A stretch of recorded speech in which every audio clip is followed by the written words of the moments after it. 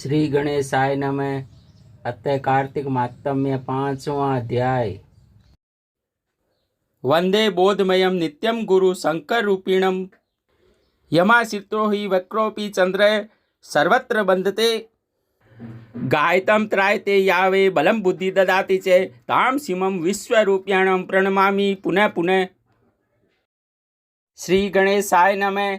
अतः 5वां अध्याय प्रारंभ।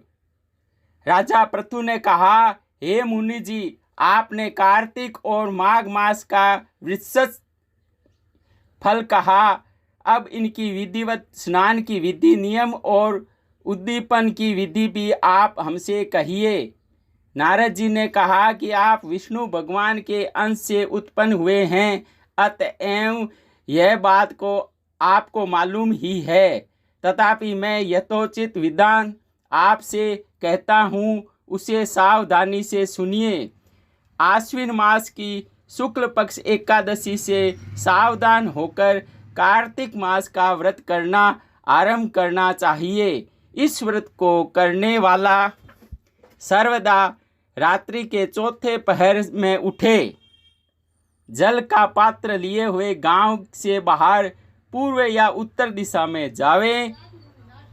हमेशा दिन में अथवा सायंकाल को कान पर जनेऊ चढ़ाकर पृथ्वी पर तृष्णों को बिछाकर सिर को कपड़े से ढककर फिर मुंह को यत्नपूर्वक बंद कर श्वास को रोककर मल और मूत्र को त्याग करे।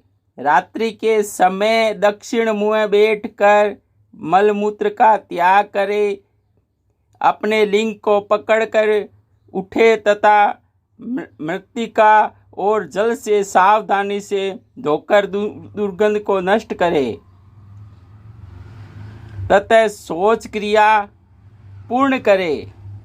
एक बार लिंग में, 3 बार हाथ में, फिर शिशन तथा हाथ को 2 बार, 5 बार गुदा में और 10 बार बाएं हाथ में और दोनों हाथों में 7 बार मिट्टी लगाकर अच्छी तरह जल से धोवें। यह शौच विधि गृहस्थों के लिए कही गई है। ब्रह्मचारियों को दूनी, वानप्रस्थ को तिगनी और सन्यासियों को चौगुनी अधिक शुद्धि करनी चाहिए। जो शुद्धि की विधि कही गई है उससे आधी शुद्धि रात में होनी चाहिए। इससे भी अति आतुर और इससे भी आधी विधि रात्रि को करनी चाहिए। मनुष्य मुख शुद्धि दांतुन नहीं करता, उसके सब मंत्र विफल हो जाते हैं। अतः दांत और जीभ को यथापूर्वक स्वच्छ करना चाहिए। हे वनस्पति, तू आयु, बल, कीर्ति, तेज, प्रजा, पशु, संपत्ति, ब्रह्म, ज्ञान, बुद्धि, विद्या सबको दे। यह मंत्र पढ़कर दांतुन करना चाहिए। यह मंत्र पढ़कर दूध वाले वृक्ष से दांतोन कभी नहीं करे। यदि उस समय सूर्य ग्रहण या चंद्र ग्रहण हो तो दंत दमन नहीं करना चाहिए। कंटीले पेड़, कपास, पिंपल, बरगद, रेड़ और निर्गद उर्द से दातुन नहीं करे।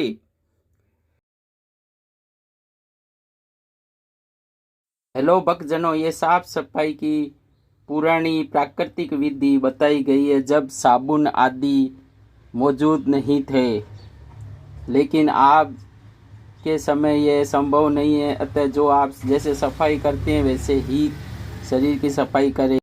तत्पश्चात चंदन, धूप, सुगंधित द्रव्य, सामग्री लेकर प्रसन्न मन हो भक्ति पूर्वक विष्णु भगवान अर्थात शिव जी के मंदिर में जावें।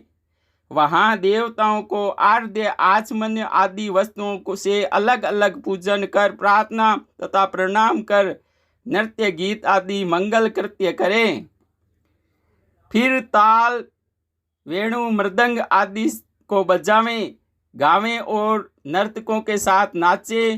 फिर माला, चंदन, तंबूला दिख से गायकों का भी पूजन करे जो गाने आए हुए हैं, क्योंकि देव स्थान में गाने वाले भी साक्षात विष्णु भगवान के मूर्ति जैसे हैं। ये लोग सतयुगों में विष्णु भगवान को तपस्या, योग और दान द्वारा प्रसन्न करते थे, किंतु कलयुग में अनुराग सहित भगवान गुणगान ही भगवान को प्रसन्न करने के लिए प्रधान माना गया है।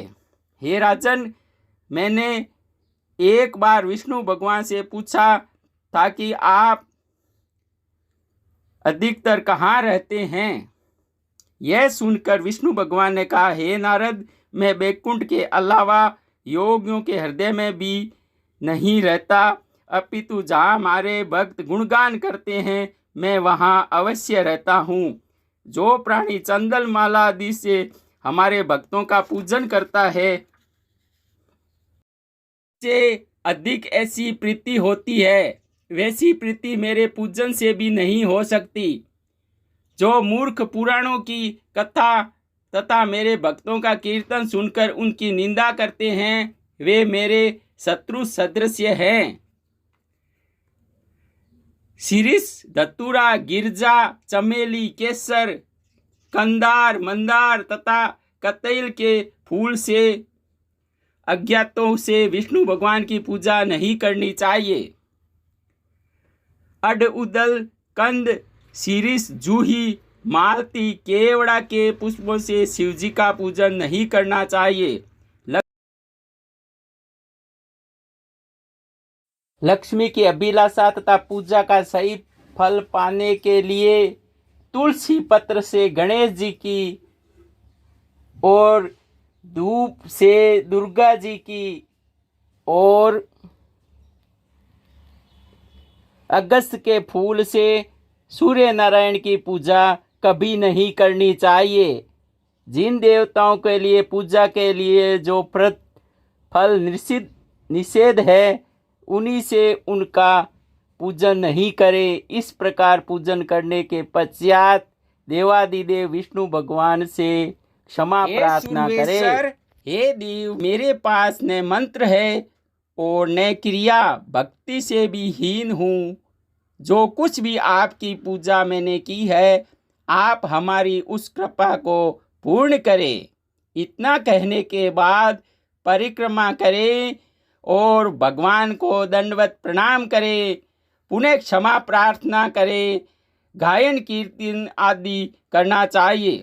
जो मनुष्य शिव और विष्णु भगवान की विधि पूर्वक कार्तिक मास में रात्रि में पूजा करते हैं, वे पवित्रतात्मा होकर अपने पूर्व पुरुषों के साथ विष्णु लोक में जाते हैं। इति ब्रह्मवत पुराणे भाषाटिका सहितम कार्तिक महात्म्ये श्री कृष्ण सत्यभामा संवादे कार्तिक व्रत कथा नाम 5वां अध्याय समाप्तम। जय श्री कृष्णा। कृपया 6ठे अध्याय का लिंक नीचे डिस्क्रिप्शन में दिया गया है तथा वीडियो को लाइक सब्सक्राइब जरूर करें तथा अपने दोस्तों के साथ शेयर करें और पुण्यदायी फल पावें। धन्यवाद।